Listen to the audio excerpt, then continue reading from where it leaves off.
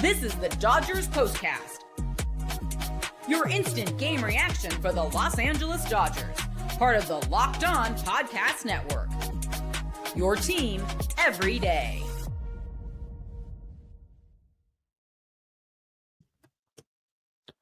Well, hello and welcome to the Locked On Dodgers POSTCAST on the Locked On Sports LA YouTube channel and the Locked On Dodgers podcast feed. I thought I was past that. I am Pete Fox, covering sports in LA dating back to 2007 for ESPN LA and NBC Sports Radio. Tonight's episode of the Locked On Dodgers POSTCAST on the Locked On Dodger podcast channel on YouTube, brought to you by Game Time. Today's episode is brought to you by Game Time. Download the Game Time app, create an account, and use the code LOCKEDONMLB for $20 off your first purchase. Well, just like this show tonight, the Dodgers off to a slow start. And as they have done lately, they kind of got the ball rolling a little bit late in the game, but once again fall short. And I honestly have a feeling like they just don't like playing in cold weather. But then again, who does? This is what you'll be talking about.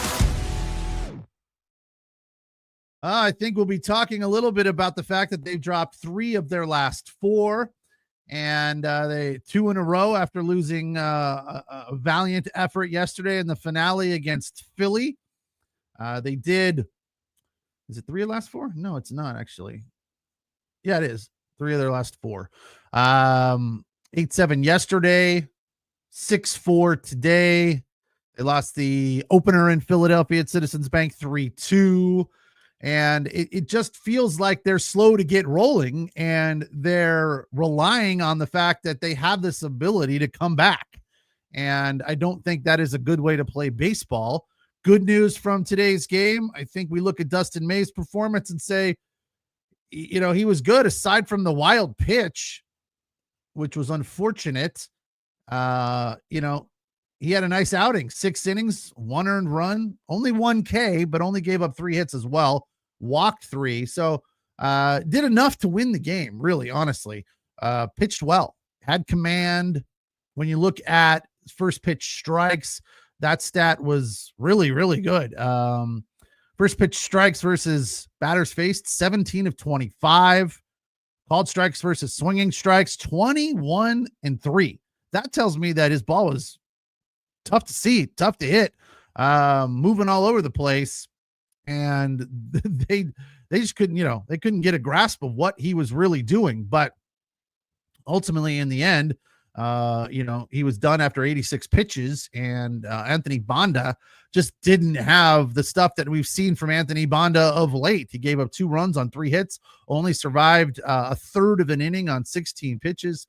It was just off. So I don't know. I look at what's happening with this team right now, and I don't feel like they're in a slump. I feel like it's early season stuff where they're just trying to find their way. It is nice to see that they're able to grind. They're able to fight and threaten late in the games. They're never seemingly out of it.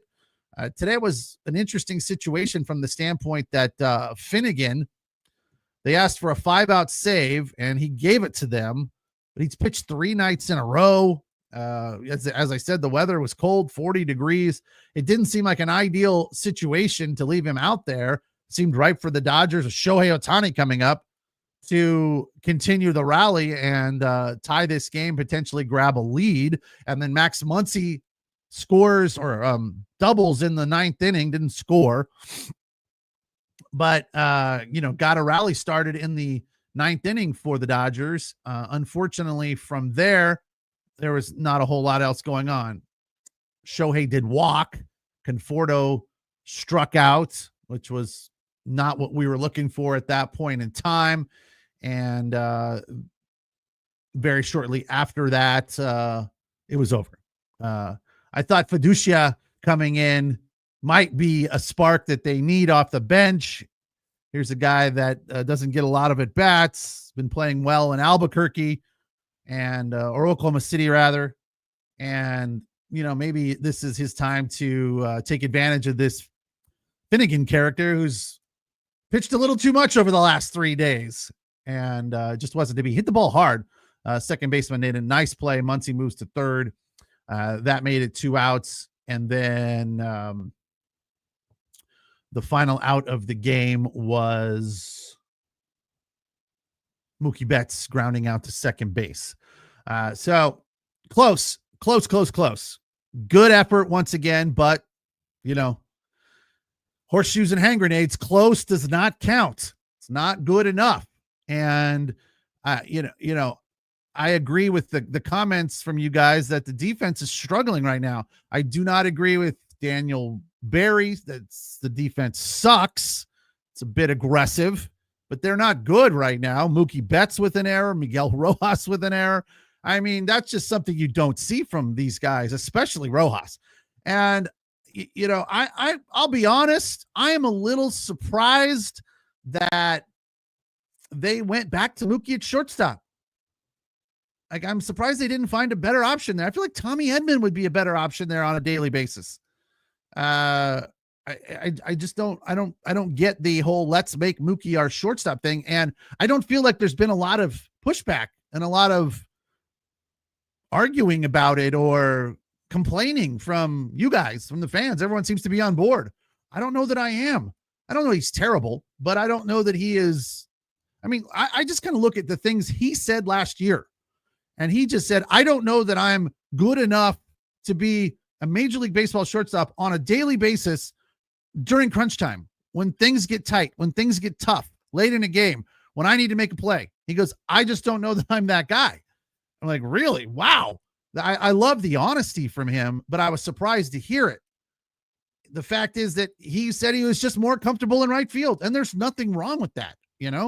It feels like, is he better this year? Maybe a little bit, but I don't know that to be the case. You guys are brutal. Mark disagrees with my comment about it being a good effort. Good effort? Question mark? Nah.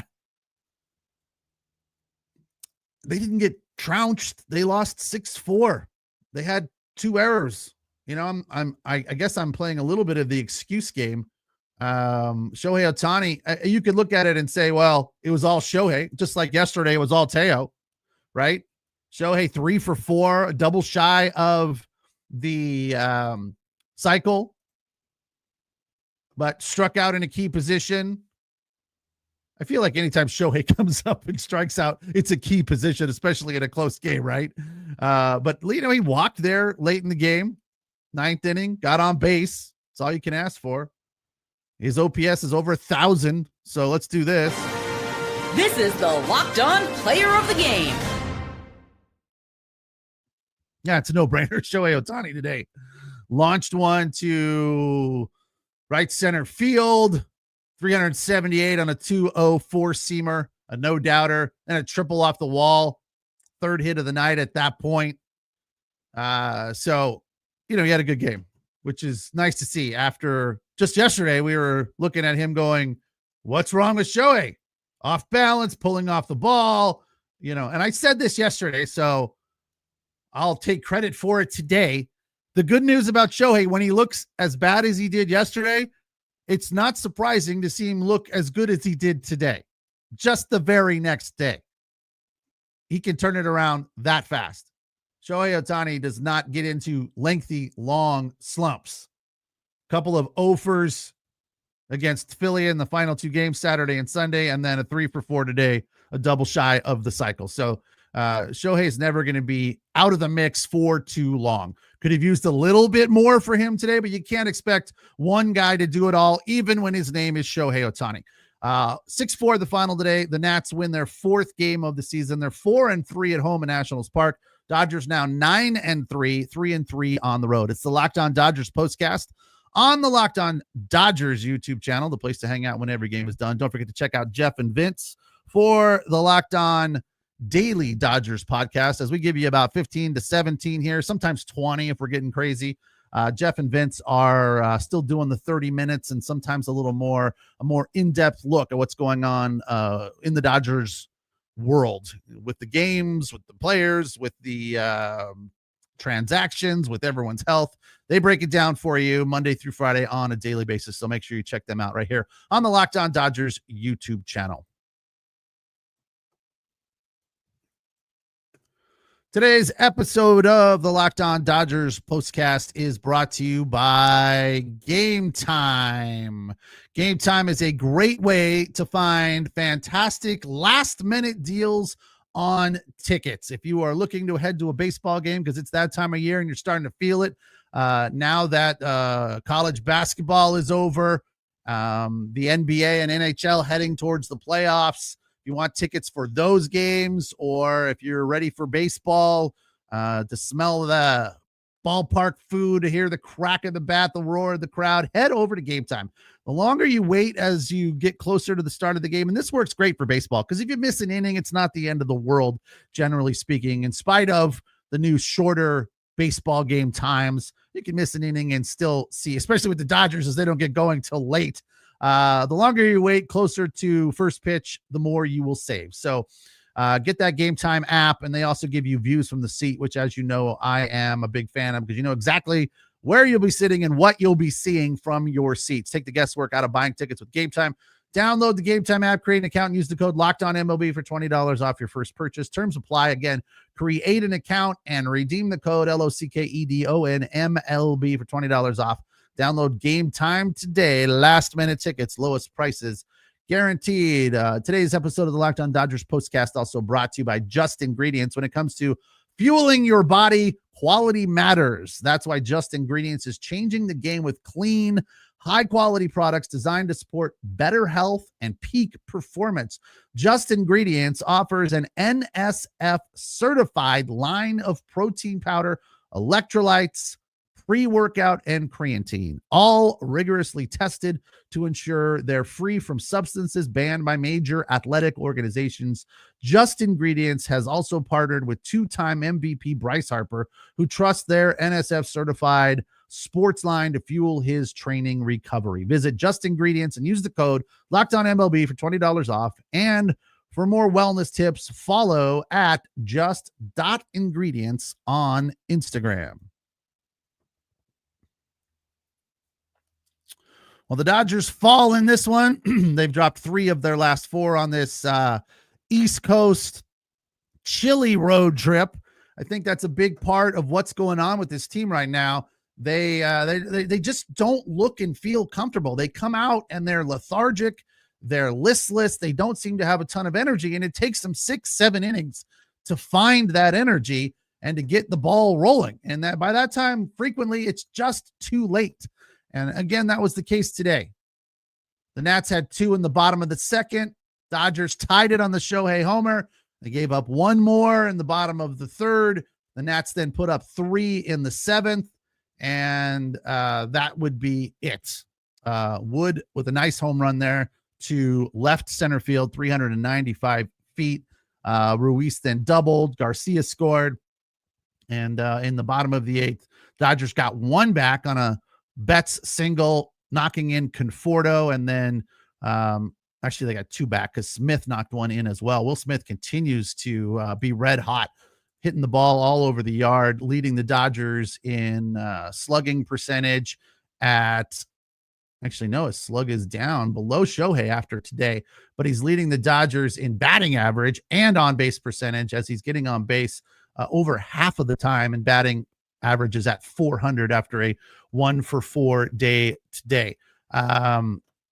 You know, I look at the Dodger defense and I'm just surprised, right? And I feel like they really do have to make some changes. And I don't know if that it's just Mookie. You know, Rojas wasn't good today. It feels like, you know, Jazz says, I keep waiting for the Dodgers to take a team out to the woodshed. So far, nothing. Fair point, right? It's like, I think Joe brought that up today. He said, this is strange to have the World Series favorite, a team that started 8-0, the defending champs that everyone thinks is going to cruise to the World Series, be a quote unquote fighter, where they're grinding and clawing their way back into games, which is what we're seeing from this team right now. They don't feel like they're red hot, even in that winning streak to start the season. You know, comebacks. They had 6 comebacks during that 8-game winning streak. So it is strange to see that they are 9-3, but struggling right now. It would be nice to see them take a team out to the woodshed, especially a sub 500 team that's in the middle of rebuilding like the Washington Nationals. We could really use that. But I look up and down the roster and I kind of agree with Dodgers Z Showtime fans. Just bench Miguel Rojas. People are saying that Beto is saying that Pages is a drain on the roster. I know none of you like Chris Taylor in spite of, him getting a hit today, batting average at 200. Maybe he's coming around. I know nobody feels that they are happy that Chris Taylor is on this team. Is there a Chris Taylor supporter out there? I don't think so. It feels like there's a fair amount of holes, especially when you look at the fact that Kike is struggling mightily and Max Muncie is struggling mightily, although he's starting to come out of it a little bit, right? Batting 184 with a hit today, a double, did strike out twice. His OPS is just over 500. So, they're at the bottom of the lineup. We got some problems. Fortunately, things at the top are going okay, but you can't have that much of a disjointed lineup and expect to win games comfortably.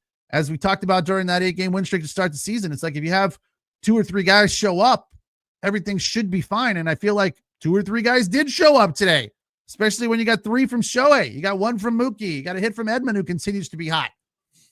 563 slug. Over 800 OPS. Teo's still hot. He's slugging it at 600 with a 906 OPS. I could just do easy math on that one. Will Smith is red hot. I think he's leading the league in hitting at 400. 1, 2, 3, 4, 5. Those guys are all pretty much hot almost every night. Again, Shohei had a couple of games that were not good, those last 2 against Philly, but he got on base. It's not like he's up there striking out all the time. He did have 3 strikeouts in one of those games, so that wasn't great. But we can't really ever worry about Shohei being a drain on the offense. So again, you need the bottom of the lineup to have a little bit more production. I don't know where you get that. I guess you have to hope that Max Muncy finds some rhythm. Hope that Freddie Freeman gets back sooner before later. And Kike's just a pinch hitter.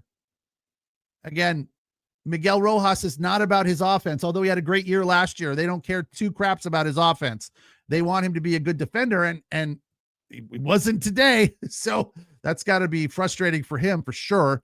Conforto's been good as well, batting 267 with a over 1,005 OPS. So he's had a good start to the season as well. So there's a few holes, but you can't put it on those guys. You can't expect everyone to always be good. It just doesn't work that way, even on a team of this talent level. I think BC summed up everyone's feeling about Chris Taylor. He's worthless.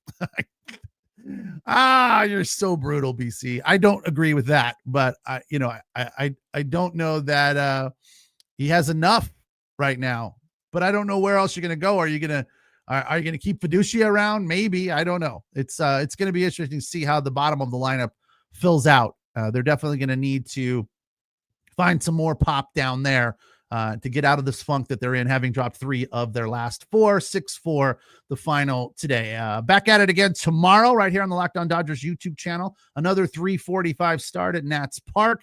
It'll be Robo for the Dodgers, Justin Robleski versus undecided for the Nats. So we'll be here right after the game is over to break it down for you, give you some instant reaction on the Locked On Dodgers YouTube channel. Appreciate your comments.